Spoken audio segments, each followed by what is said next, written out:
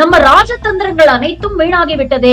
ஒரு ஆர்டிக்கல் அப்படிங்கிற பேர்ல தினமலர் இன்னைக்கு வாந்தி எடுத்து வச்சிருக்கு. அதாவது உண்மையை சொன்ன ராகுல் தேச துரோகியாம். சரி, தென்னை மரத்துல தேள் கொட்டினா பனை மரத்துல ஏன்டா நெறி கட்டுது அப்படிங்கிற கதையா? எலெக்ஷன் கமிஷன் ஆஃப் இந்தியாவை கேள்வி கேட்டா பாஜக ஏன் பதட்டம் அடையுது? அம்பானிக்கு சொந்தமான வந்தாரா விலங்கு சரணாலயத்துக்கு நீங்க ஏன் வந்து பிஆர் ஒர்க் பண்றீங்க? இதெல்லாம் ராகுல் காந்தி பேசலன்னா வெளியில வந்திருக்குமா? இங்க இருக்கக்கூடிய ஏழை எளிய மக்கள் கிட்ட சேஃப்டி பின்ல ஆரம்பிச்சு எல்லாத்துக்கும் வரி. நீங்க உண்மையிலேயே யோகிய சிகாமணிகளா இருந்தா அதெல்லாம் நீங்க நடைமுறைப்படுத்துங்க. இதனால பாதிக்கப்பட போறது நீங்க தான். வணக்கம் நேயர்களே, இது ஷர்மிளா டாக்கீஸ். நான் உங்கள் டாக்டர் ஷர்மிளா. வழக்கம் போல ஒரு எச்சத்தனமான ஒரு அரசியலை தினமலர் பத்திரிகை இன்னைக்கு செய்திருக்கிறது. அதாவது ராகுல் காந்தியை பத்தி ஒரு ஆர்டிக்கல் எழுதியிருக்கிறாங்க. அதுல முதல்ல ஒரு கார்ட்டூன் போட்டிருக்கிறாங்க. அதாவது வாயை திறந்தாலே பொய் தான் வருகிறது, நான் என்ன செய்ய அப்படின்னு அந்த கார்ட்டூன்ல ஒரு வாசகம். இந்த ஆர்டிக்கிளோட தலைப்பு என்னன்னு பாத்தீங்கன்னா, நம்ம ராஜதந்திரங்கள் அனைத்தும் வீணாகி விட்டதே, வெற்றியை தராத ராகுலின் போராட்டங்கள் அப்படின்னு சொல்லி ஒரு 11 போராட்டங்களை வரிசைப்படுத்திருக்கிறாங்க. வரிசைப்படுத்திட்டு இந்த ஆர்டிக்கல் மூலமாக என்ன சொல்ல முயற்சி பண்றாங்க அப்படின்னு பாத்தீங்கன்னா, ராகுல் காந்தி ஒவ்வொரு தடவை பேசக்கூடிய விஷயங்களும் பொய் தான் பேசியிருக்கிறாரு. இது மூலமாக மோடியுடைய புகழுக்கு களங்கம் ஏற்படுத்த முயற்சி பண்றாரு. ஆனா இவருடைய ஒவ்வொரு முயற்சியும் தோல்வியில் தான் முடிஞ்சிருக்கு அப்படின்னு ஒரு 11 விஷயங்களை வந்து அடுக்குறாங்க. அதாவது 2014 ஆரம்பிச்சு இன்னைக்கு இந்த ஓட்சோரி ஓட்டு திருட்டு வரைக்கும் ராகுல் செய்த பல போராட்டங்களை வந்து வரிசைப்படுத்தி அதுல ராகுல் என்ன சொன்னாரு, மாறாக என்ன நடந்தது அப்படின்னு ஒரு பொய்யான புனை சுருட்டை ஒரு ஆர்டிக்கல் அப்படிங்கிற பேர்ல தினமலர் இன்னைக்கு வாந்தி எடுத்து வச்சிருக்கு. ஆனா இது ஒரு விதத்துல நல்லதுதான். இவங்க வரிசைப்படுத்தின ஒவ்வொரு விஷயத்தையும் மக்களுக்கு மீண்டும் ஞாபகப்படுத்தக்கூடிய ஒரு வாய்ப்பை தினமலர் ஏற்படுத்தி கொடுத்திருக்கு அப்படிங்கறதுல உண்மையிலேயே எனக்கு சந்தோஷம்தான். இந்த 11 விஷயங்கள்ல என்னென்ன நடந்தது, ராகுல் என்ன சொன்னாரு, அது பிற்காலத்துல எப்படி உண்மையாச்சு அப்படிங்கறதுதான் நாம இந்த காணொலியில பார்க்க போறோம். இதுல ஆரம்பத்துல ஃபர்ஸ்ட் டிமானிட்டைசேஷனை கையில எடுக்கிறாங்க. இந்த டிமானிட்டைசேஷனை 2016 ஆண்டு மோடி திடீர்னு இரவு 8 மணிக்கு அனௌன்ஸ் பண்றாரு. இன்னில இருந்து 500 ரூபாய் நோட்டும் 1000 ரூபாய் நோட்டும் செல்லாது அப்படின்னு. இதற்கான காரணங்கள் என்ன சொல்லப்பட்டது அப்படின்னு பாத்தீங்கன்னா, கருப்பு பணத்தை நாங்க ஒழிக்க போறோம், போலி நோட்ஸ் ஃபேக் நோட்ஸ் வந்து நாங்க ஒழிக்க போறோம், கேஷ் சர்க்குலேஷனை நாங்க குறைக்க போறோம், தீவிரவாத செயல்களுக்கு போகக்கூடிய பணத்தை நாங்க குறைக்க போறோம். இதெல்லாம் சொல்லிட்டு மோடி என்ன சொன்னார்னா, எனக்கு 50 நாள் டைம் கொடுங்க, 50 நாள்ல இதெல்லாம் சரியாகலன்னா என்னை தூக்கிலிடுங்கள், இல்லைன்னா எங்களை எரிச்சிருங்க நடு ரோட்ல அப்படின்னு பேசினாரு பிரதமர் மோடி. ஆனா டிமானிட்டைசேஷன் வந்ததுக்கு அப்புறம் என்ன ஆச்சு அப்படின்னு பாத்தீங்கன்னா, பல செல்வந்தர்களுக்கு எந்த பிரச்சனையும் வரல. இன்ஃபேக்ட் சேகர் ரெட்டி வீட்டுல புதிய 2000 ரூபாய் நோட்டு கட்டுக்கட்டா கண்டெடுக்கப்பட்டது. ஆனா ஏழை எளிய நடுத்தர மக்கள் 500 ரூபாய் நோட்டையும் 1000 ரூபாய் நோட்டையும் மாத்துறதுக்காக மணிக்கணக்குல பேங்க் ஏடிஎம் வாசல்லையும் பேங்க் வாசல்லையும் நின்னதுதான் மிச்சம். அந்த நேரத்துல ராகுல் என்ன சொன்னாரு, இது ஏழை எளிய மக்களைத்தான் பாதிக்கும், விவசாயிகளை பாதிக்கும், சிறு குறு தொழில் செய்பவர்களை பாதிக்கும், இதனால இந்தியன் எக்கானமியே பாதிக்கப்படும் அப்படிங்கிற ஒரு விஷயத்த அவர் பதிவு பண்ணாரு. கரெக்டா அவர் சொன்ன மாதிரிதான் ஆச்சு. இதுல தினமலர் வெக்கமே இல்லாம என்ன சொல்றாங்க, ராகுல் இவ்வளவு விமர்சனம் பண்ணாரு டிமானிட்டைசேஷன்ல, ஆனா 6 மாசத்துல நிலைமை சீராயிடுச்சு, மக்கள் எல்லாம் டிஜிட்டல் பேமெண்ட்டுக்கு மாறிட்டாங்க அப்படிங்கிற ஒரு விஷயத்த சொல்றாங்க. ஆனா உண்மையிலேயே என்ன தெரியுமா, இந்த டிமானிட்டைசேஷன் நடந்ததுக்கான நோக்கம் என்ன, கருப்பு பணத்தை ஒழிக்கணும்னு சொன்னாங்க. கருப்பு பணம் ஒழிஞ்சுதா? பிளாக் மணியோடைய சர்க்குலேஷன் இன்னும் அதிகமா இருக்கு அப்படின்னு தான் சொல்றாங்க. கேஷ் இன் சர்க்குலேஷன் வரலாறு காணாத அளவுக்கு பல மடங்கு அதிகரித்து 35 லட்சம் கோடியை தாண்டிடுச்சு அப்படின்னு சொன்னாங்க. தீவிரவாதம் ஒழிஞ்சுதா? கடந்த மே மாசம் கூட பெஹல்காம்ல அவ்வளவு பெரிய ஒரு தீவிரவாத தாக்குதலை நாம பார்த்தோம். இப்படி என்ன நோக்கத்துக்காக டிமானிட்டைசேஷன் கொண்டு வரப்பட்டதோ அது எதுவுமே நிறைவேறல. டிஜிட்டல் பண பரிவர்த்தனையை நாங்க அதிகப்படுத்திட்டோம். ஒரு கீரை விக்கிறவங்க கூட இன்னைக்கு டிஜிட்டல் பண பரிவர்த்தனைக்கு மாறிட்டாங்க அப்படின்னு சொன்னாங்க. ஆனா இந்த அரசு இந்த டிஜிட்டல் பண பரிவர்த்தனையை வச்சு காய்கறி விக்கிறவனுக்கு எல்லாம் ஜிஎஸ்டி நோட்டீஸ் அனுப்புது. கர்நாடகால காய்கறி விக்கிற ஒரு நபருக்கு 29 லட்சம் ரூபாய் நீங்க ஜிஎஸ்டி கட்டணும், அப்படின்னு ஜிஎஸ்டியே இல்லாத காய்கறிக்கு அவர் வித்ததுக்கு அவருக்கு நோட்டீஸ் அனுப்பினது. இதுதான் டிமானிட்டைசேஷன் சாதனை. சரி, டிமானிட்டைசேஷன் நாட்டுக்கு அவ்வளவு பெரிய நல்லது செஞ்சிருக்கு, தொங்கி போன பொருளாதாரத்தை தூக்கி நிறுத்தி இருக்கு அப்படின்னா பாஜக ஏன் அதை கொண்டாட மாட்டேங்குது? மோடி ஏன் டிமானிட்டைசேஷன் பத்தி ஒரு வார்த்தை பேச மாட்டேங்கிறாங்க? நம்ம நிர்மலா மாமி ஏன் டிமானிட்டைசேஷன் பத்தி மூச்சே விட மாட்டேங்கிறாங்க? ஒரு நல்லது நடந்திருந்ததுன்னா இந்நேரத்துக்கு பாஜக அதை வச்சு தம்பட்டம் அடிச்சிருக்கும் இல்லையா? ஏன் பேச மாட்டேங்கிறாங்க? அப்ப இது ராகுலுடைய போராட்டத்துக்கு கிடைத்த வெற்றியா இல்ல தோல்வியா? அடுத்தது ரஃபேல் விமானத்தை பத்தி பேசுறாங்க. ரஃபேல் விமானத்துல ஊழல் நடந்திருக்கு அப்படிங்கறத நாம சொல்லல. அந்த விமானங்களை தயாரிக்கக்கூடிய நாட்டுல அவங்களே வழக்கு போட்டு விசாரிச்சுட்டு இருக்காங்க. அதுக்கு இந்திய அரசாங்கம் ஒத்துழைக்க மாட்டேங்குது அப்படிங்கிற குற்றச்சாட்டையும் அவங்க வச்சாங்க. ராகுல் மோடி மீது ஊழல் குற்றச்சாட்டு வைத்ததற்கு சுப்ரீம் கோர்ட் அவரை கண்டிச்சது அப்படின்னு இந்த ஆர்டிக்கல்ல எழுதுறாங்க.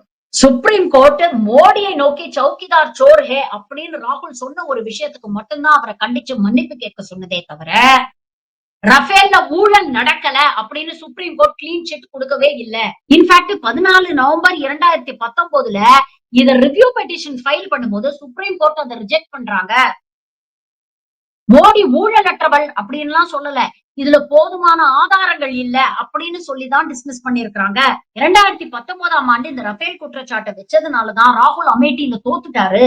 2019ஆம் ஆண்டு நடந்த நாடாளுமன்ற தேர்தல்ல மோடி தனிபெரும்பான்மையோட அமோக வெற்றி பெற்றாரு அப்படின்னு போய் கொடுக்குறாங்க. இந்த ரஃபேல் ஊழல் இருந்து நீங்க விடுவிச்சு உங்களுக்கு கிளீன் சிட் கொடுத்ததுனால நீங்க ஜெயிக்கல. புல்வாமா தாக்குதல இறந்து போன 40 வீரர்களை வச்சு பிண அரசியல் பண்ணி ஓட்டு பொறுக்கி தான் நீங்க ஜெயிச்சிருக்கீங்க. இன்னைக்கு அதுலயே ஏகப்பட்ட குளறுபடிகள், ஏகப்பட்ட கேள்விகள் வருது. உங்க ஆட்சியில ஆளுநரா இருந்த ஒருத்தர் தான் வெளியில வந்து புல்வாமா தாக்குதல்ல எவ்வளவு அலட்சியமாக பாஜக அரசு இருந்தது அப்படிங்கிற விஷயங்களை வெளியில கொண்டு வந்திருக்கிறாரு. 2500 பேரை டிரான்ஸ்போர்ட் பண்ணதுக்கு ஒரு பிளைட் கேட்டதுக்கு உங்களால கொடுக்க முடியல. 500 கிலோ ஆர்டிஎக்ஸோட ஒரு வண்டி ஒரு வாரமா அங்க சுத்திட்டு இருந்தது. இது அரசுக்கு தெரியாதா? இது எவ்வளவு பெரிய செக்யூரிட்டி லேப்ஸ் அப்படிங்கிற கேள்விகளை நாங்க கேட்கல. உங்க ஆட்சியில ஆளுநரா இருந்தவர் கேட்டிருக்கிறார். இன்னைக்கும் தெளிவான பதில் அதுக்கு பாஜக கிட்ட இருந்து வரல. மூன்றாவது வேளாண் சட்டங்கள். வேளாண் சட்டங்களுக்காக 1.5 வருஷம் கிட்டத்தட்ட பாஜக ஆட்சியை எதிர்த்து போராடிய விவசாயிகளுக்கு ராகுல் சப்போர்ட்டா நின்னாரு. அதனுடைய விளைவு என்ன? அந்த போராட்டம் கொடுத்த அழுத்தத்தினால மோடி அரசு வேற வழியே இல்லாம இந்த 3 வேளாண் சட்டங்களையும் திரும்ப பெற்றது. அவ்வளவு வீரப்பா பேசுனீங்கல்ல, ஒரு ஃபுல் ஸ்டாப் கமாவை கூட நீக்க மாட்டோம்னு, அப்புறம் வேற வழியே இல்லாம அந்த 3 சட்டங்களையும் நீங்க திரும்ப பெற்றீங்கல்ல.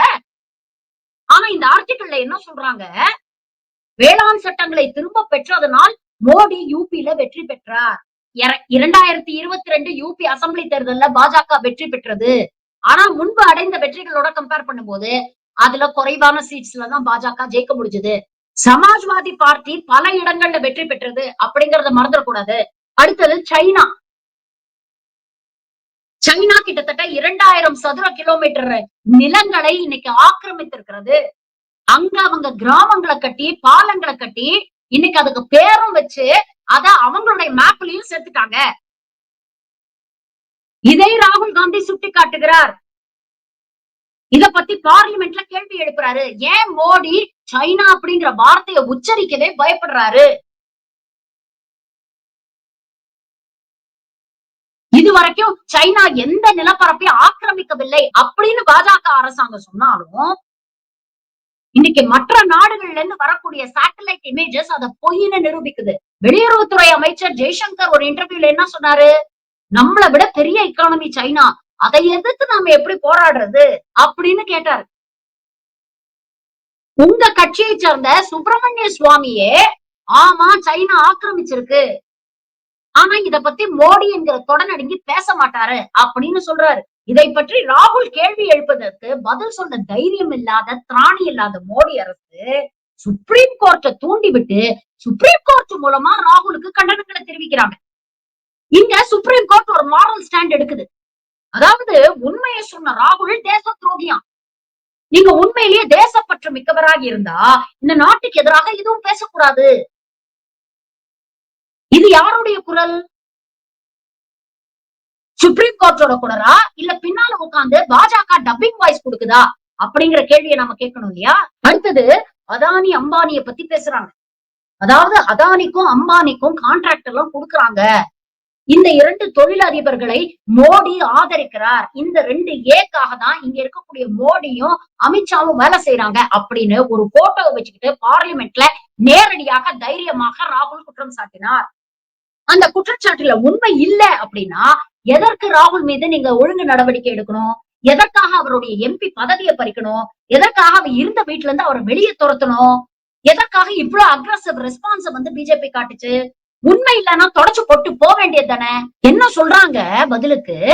காங்கிரஸ் ஆளக்கூடிய மாநிலங்கள் தான் அம்பானிக்கும் அதானிக்கும் நிறைய ஸ்டேக்ஸ் இருக்கு அப்படிங்கிற ஒரு பொய்ய கட்டவிழ்த்து விடுறாங்க. பாஜக ஆளக்கூடிய மாநிலங்கள்ல அம்பானிக்கும் அதானிக்கும் ஸ்டேக்ஸே இல்லையா? இப்ப கூட யுஎஸ்ஏல அதானிக்கு எதிராக லஞ்சம் கொடுத்தாரு அப்படிங்கிற ஒரு முறைகேடு வழக்கு இருக்கு. அவங்க சம்மன் அனுப்பிட்டாங்க.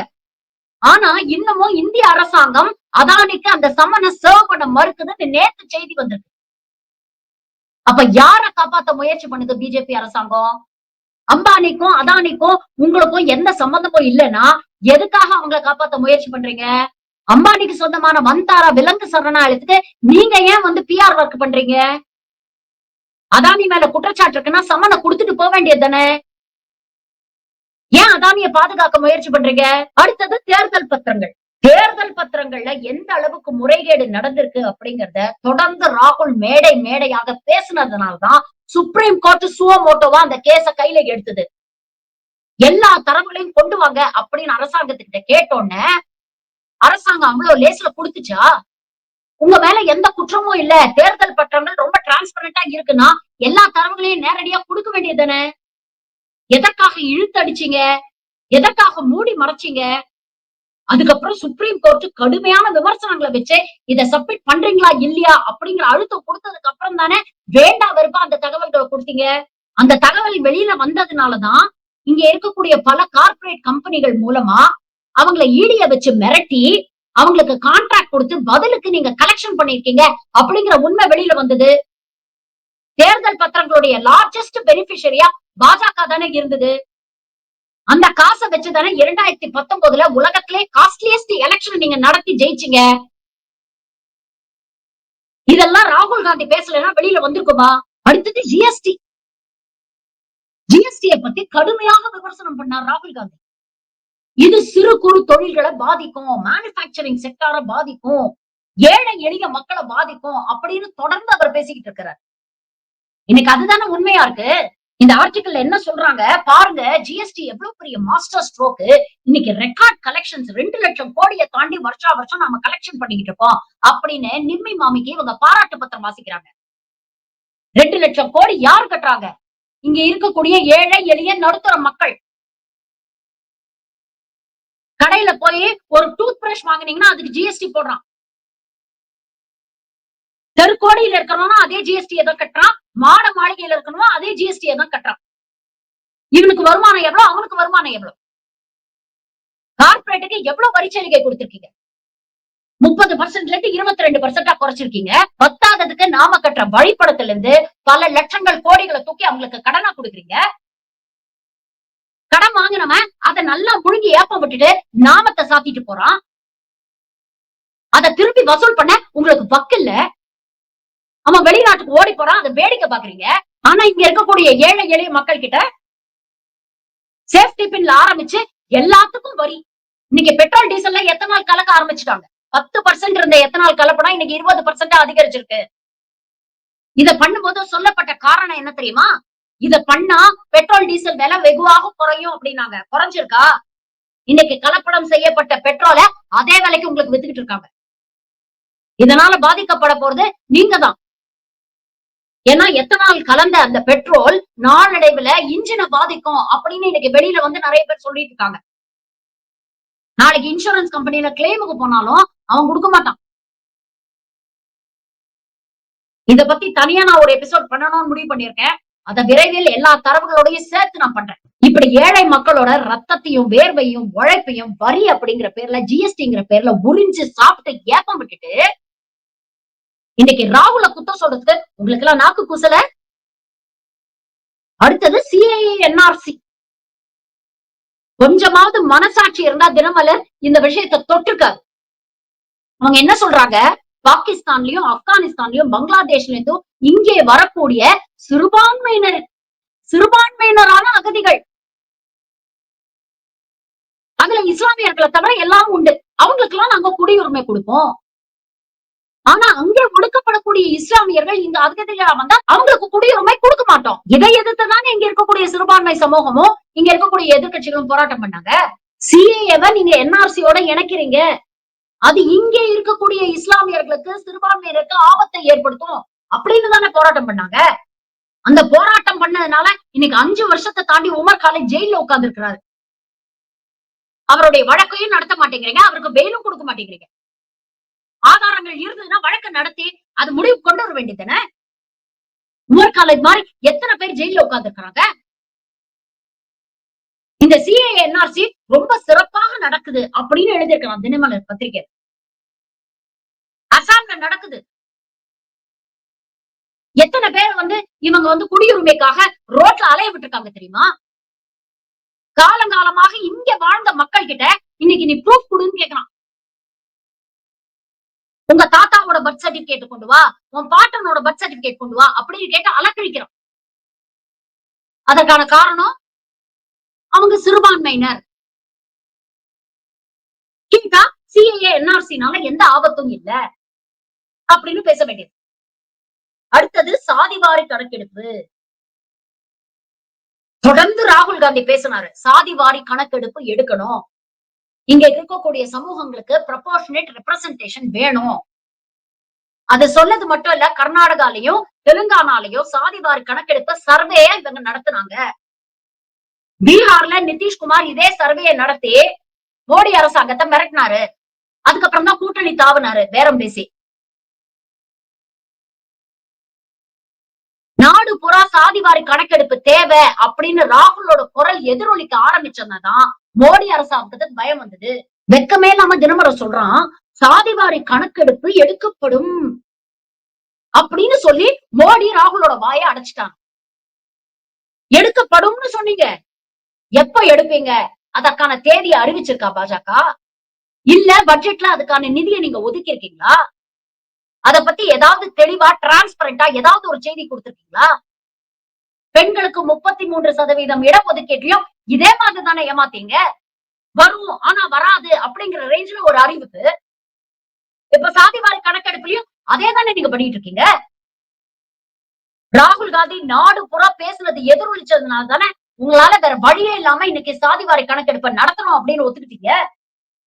இல்லன்னா பாஜகவோ ஆர்எஸ்எஸ் சாதிவாரி கணக்கெடுப்புக்கு ஆதரவா என்னைக்கு பேசியிருக்கு?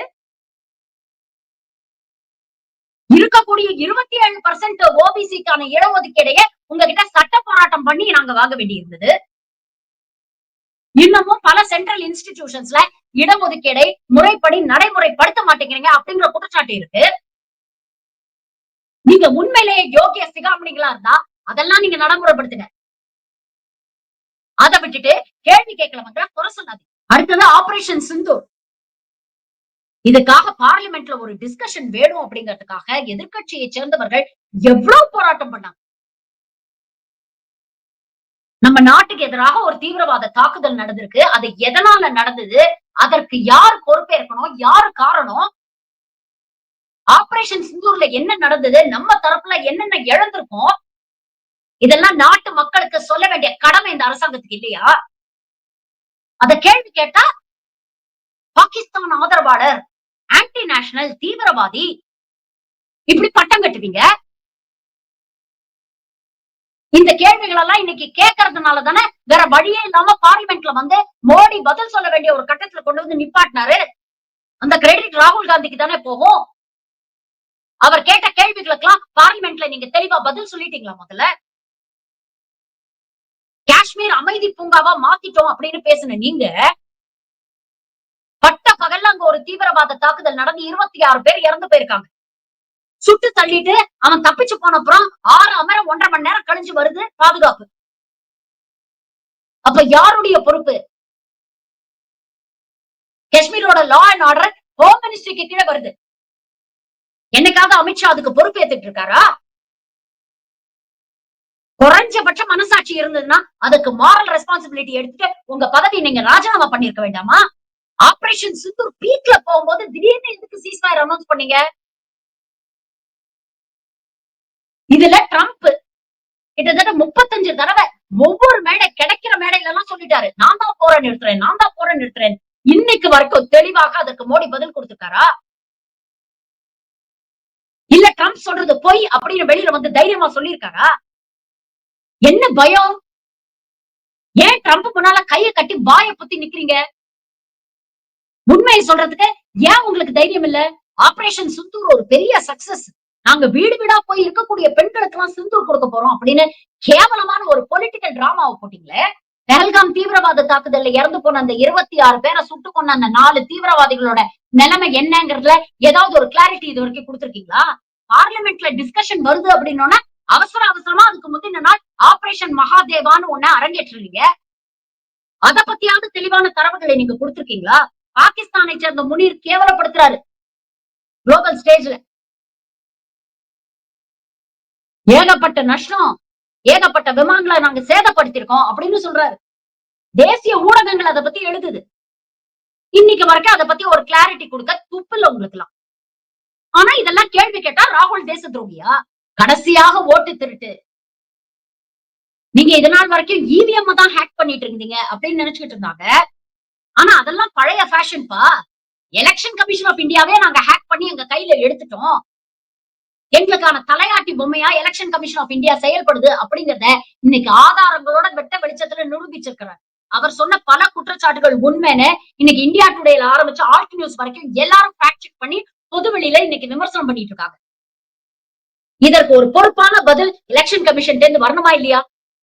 நீங்க உண்மையிலேயே சத்திய கீர்த்திகள், நியாயஸ்தர்கள் அப்படின்னா எலெக்ஷன் கமிஷன் என்ன பண்ணிருக்கணும்? அப்படியா இந்த குற்றச்சாட்டுகளை எங்களுக்கு எழுத்து வடிவமா கொடுங்க, நாங்க இதை இன்வெஸ்டிகேட் பண்ணி இதுல தவறு இருந்தா நடவடிக்கை எடுக்கிறோம் அப்படின்னு சொல்லிருக்கணும் இல்லையா? மாறாக என்ன சொல்லுது? ஸ்வோன் அஃபிடவிட் கொடுங்க, மூர்த்தி எடுங்க அப்படின்னு பேசுது எலெக்ஷன் கமிஷன் ஆஃப் இந்தியா.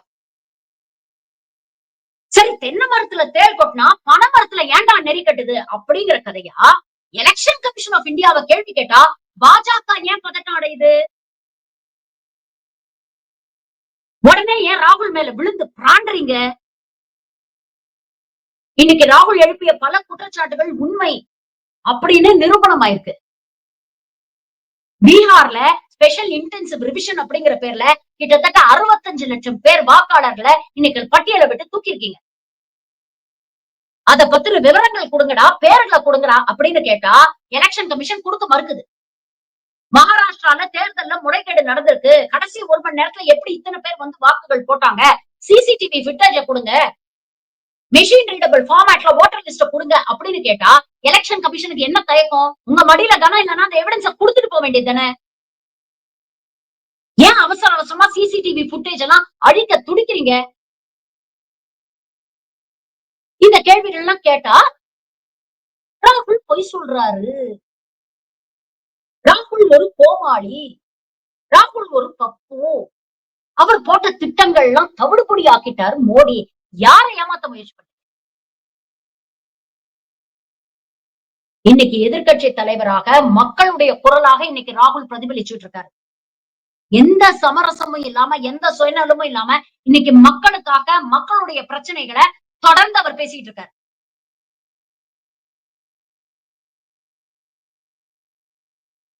ஆனா அப்படிப்பட்ட ஒரு தலைவரை இழிவுபடுத்தணும் அப்படிங்கிறதுக்காக இன்னைக்கு இப்படி ஒரு ஆர்டிகிள பப்ளிஷ் பண்ணிருக்காங்க.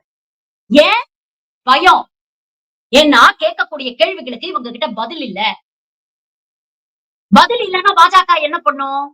கேள்வி கேட்கக்கூடிய நபரை தாக்கும். இதுதான் இவங்களோட ஸ்டாண்டர்ட் மாடஸ் ஆபரேண்டி. யாராவது கேள்வி கேட்டுட்டா அந்த கேள்விக்கு இவங்க கிட்ட பதில் இல்லைன்னா உடனே அவரை தேச துரோகி, அர்பன் நக்சல், ஒரு ஃபெயிலியர், ஒரு பப்பு அப்படின்னு இழிவுபடுத்த வேண்டியது. இன்னைக்கு அதை தான் நீங்க செஞ்சுக்கிட்டு இருக்கீங்க. உங்களுடைய கேரக்டர் சர்டிபிகேட்டோ கான்டாக்ட் சர்டிபிகேட்டோ ராகுல் காந்திக்கு தேவையில்லை. மக்கள் கிட்ட மக்களின் பிரதமர், மக்களின் தலைவர் அப்படிங்கிற கான்டாக்ட் சர்டிபிகேட் அவர் ஆல்ரெடி வாங்கிட்டார்.